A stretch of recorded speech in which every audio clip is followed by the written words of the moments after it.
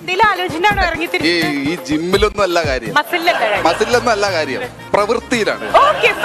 Practically എങ്ങനെയാണ് പ്രവർത്തിക്കാൻ പോണെന്നുള്ളത് നമുക്ക് നോക്കാം. അപ്പൊ ഇതെല്ലാം കോലുമിട്ടായി ടൈറ്റായി നമ്മൾ സ്റ്റാർട്ട് ചെയ്യാൻ പോകുമ്പോ ഇവർക്കുള്ള കൗണ്ട് ഡൗൺ പ്ലീസ്. 3, 2, 1.